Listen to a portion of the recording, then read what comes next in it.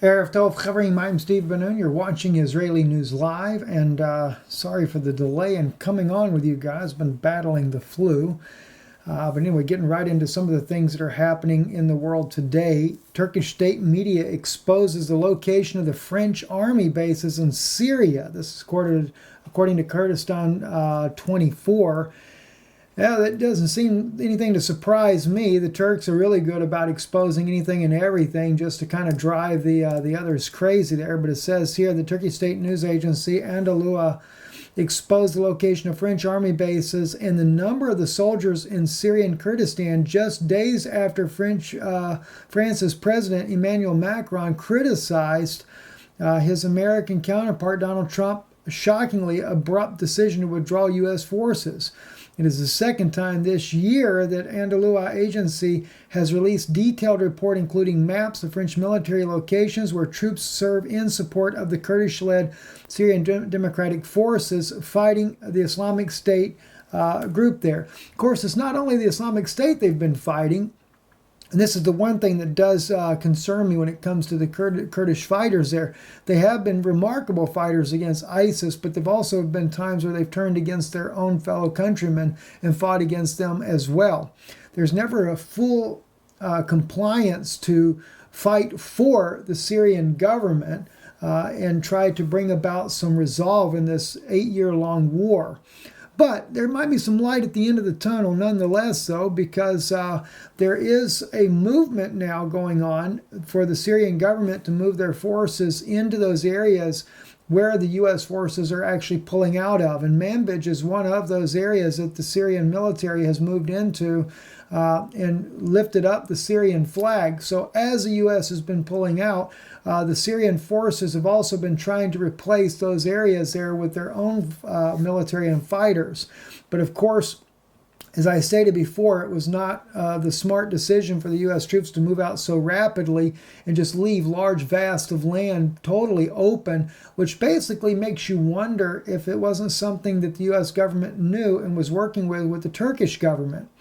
Now, there have been talks going on between the Russian and military officers as well as Turkish officers in Moscow here just the last day or so, discussing the situation in the areas where the U.S. has pulled out. And of course, Turkey is wanting to go in and wage war against the Kurds and totally just genocide them completely out of the country. Well, that would put it back to square one if that were to happen, because as you might well know, if Turkey moves in and does that, well, President Bashar al-Assad would not get his country back. It would end up becoming another part of Turkey. And Turkey would only broaden its borders, which is seemingly what the major move has been throughout the entire Middle East here in the last few years. The objective is to break it up into smaller little states and ethnic tribal groups. That was something that Yossi Beilin revealed to Barry Chamish and Joel Bainerman. Both of those Israeli journalists have since passed on, but said that their objective was to break these countries up into small ethnic states to where Israel could more easily control them.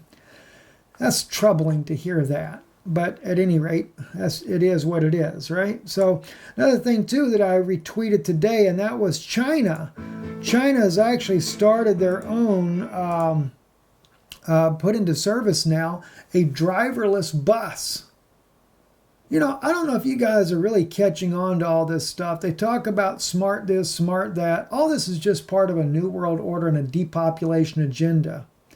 They're not going to need humans. They're not going to need, you go into Walmart now or any other store, Target, whatever you might shop at. And more, with the exception of maybe Publix, which I thank God Publix has not done it yet. But a lot of these stores have replaced all of the tellers with electronic machines. But yet you still pay just as much for all your products as you did before the machines came out. Isn't it interesting? Doesn't make any difference. We're just now under the under that New World Order movement is what's coming. But, geez, what can you expect? I don't know, guys. It's really crazy. Also, Walid released on his Twitter page, we have been told for years that the Free Syrian Army are moderate rebels, Ahrar al-Sharika, and FSA group backed by Turkey, talking about slaughtering the infidel Kurds in Tal Abyad and Manbij, read the subtitles on Judge for yourself how moderate they are. This is the Turkish fighters that he's talking about in here, and they do show in this video here where they're actually speaking about coming in there and literally just murdering all the Kurdish fighters. So they got the subtitles there showing exactly that. Glory to God, Al-Sharika army is preparing to invade Manbij. And he goes on to say, God willing, we are coming, you infidels, you pigs. He says, Allah Akbar. This is the village of Castor Guindo, and these are the pig shops.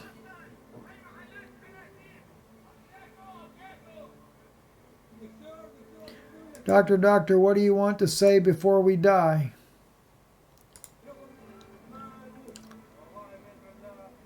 By God, God willing, we will fight the infidel Kurds with this. In the name of God, the most gracious, the most merciful. Yeah, it's funny. Isn't it funny? You sit there and you say, Allah Akbar, God is great, and that God is most merciful, but then you go kill everybody.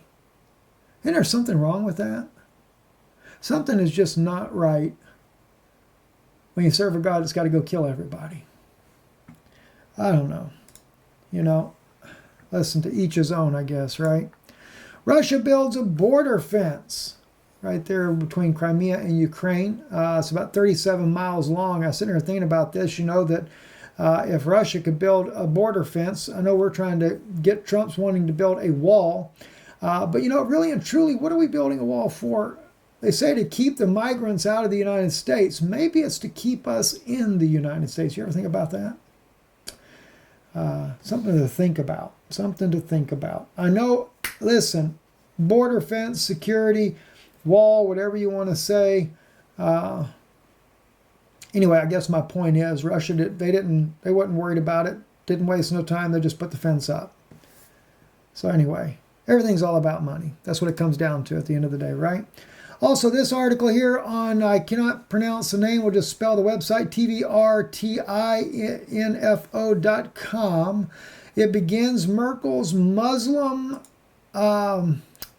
Sharia police. Let me blow this up so you guys can see it. Yeah, believe it or not, the migrants form a Sharia police to patrol the streets of Berlin, terrorize locals. It says under hundreds of Islamists are now openly enforcing Sharia law in the streets of Berlin, according to the local police who are investigating a recent string of violent assaults in the German capital. The self-appointed morality police involve Salafists from Chechnya, a predominantly Sunni Muslim region in Russia. The vigilants are using threats of violence to discourage Chechen migrants from integrating into German society. They also are promoting the establishment of parallel Islamic legal system in Germany. German authorities appear unable to stop them. Well, I'll tell you something. As I'm watching the situation that's happened in Europe, and if you'll notice, it was Western Europe. Didn't really have it in Eastern Europe, but Western Europe they did. They've had the string of migrants that came in from all the war-torn countries, and they're destroying all of Western Europe. So much for the democracy that they created in their free society in France, Germany, places like the Netherlands, the UK, Sweden, Norway, all these countries, Denmark, totally are being destroyed with their migrant problems. And we're going to have the same thing on our border as well. There's some issues I have when it comes to our border on the southern side, but to me it's been, even before Trump ever come along, it was wide open under Obama's administration, and they have been bringing in all kinds of illegal immigrants that are not even Mexican to begin with through our southern border. We reported on that some time back. They were bringing in Islamic, Muslim, terrorists, you name it, through the border. So Trump's wanting to build a wall, but I kind of think that that wall is not, though, to keep them out, but rather to keep us in. Once they get everybody in here, then you have no place to go either. We'll have to see how that goes. Listen, I've got everything ready. Too, by the way, I was going to speak on marriage and divorce, and so I've been laying out all of the things for that, and going to be sharing that with you guys, but I just don't have enough voice to do it tonight, so I will bring this up. I'll try to get some more rest. I slept actually over 20 hours since I got really sick on Friday, and but I'm trying to pull through this, taking a tremendous amount of vitamin C. But I do want to get into this subject here, marriage and divorce. It's a beautiful topic, and it's going to surprise many of you to really know the truth behind marriage and divorce. And maybe it'll help answer some of those questions that are lingering in so many people's hearts about this. I will probably air it tomorrow on Danoon Institute, and then I will air it later, maybe Monday or so, here on Israeli News Live as well. And I think it'll be a blessing to you. I'm actually using the Hebrew Matthew as well as King James Version Matthew. There's not much difference in the wording there. Just a few little things there that kind of help you catch something that you may not have caught otherwise. We'll be looking at Paul, Jeremiah, Genesis in the beginning when God created the man and the woman. So I trust it'll be a blessing for you guys. And it's going to give you a whole new ideology too when it comes to a soulmate, because when Yeshua quotes in marriage and divorce, he actually quotes from Genesis chapter 1. When God made them, male and female created he them, and they were of one flesh. So a lot of things I think will be a blessing to you. So just pray for me that I'll get a little bit better, because I'm having a hard time speaking as well. Anyway, blessing to you, and thank you. Thank you for supporting this ministry as well. I do want to take the time to thank you guys for that. So many of you have been kind enough to help keep the broadcast going, and we do appreciate your kindness and support of this broadcast. You can do so if you'd like to. IsraeliNewsLive.org is our website. We'll have that link inside there. And also, don't forget, those of you that are going to be meeting with us there in Oregon, we have that the conference there with L.A. Marzulli, be speaking there. And also, one other thing, there are two things that I've been speaking at all the conferences, Orlando and Kansas and Tennessee. I released one of those, and that was how the evangelical community, the elite of the evangelicals, President Trump's super duper advisors, right, are leading him to a new world order. I did release about an hour and a half long excerpt from the Kansas conference on Patreon. I said I wouldn't do any teasers here, so I'm not playing any clips of it here on Israeli News Live, because people don't like that for some reason. But I'm letting you know that it is up over there. If you want to be able to see it, you can. And then also, don't forget that, like I said, we have the conference coming up, and that is I think it's soldiersofthelion.com, where we'll be speaking there in Canby, Oregon, which is right a suburb off of Portland, Oregon. There, it's a campground there, and you can register for that conference. Myself, my wife, L.A. Marzulli, all be speaking there, and I'm sure it'll be a blessing for many of you. So check out, register. You can go to soldiersofthelion.com if you want to go. There are limited seating availability there, so if you're planning on going, you definitely want to make your plans very soon, because there's only about, I guess there's about 20 days or so left until that conference.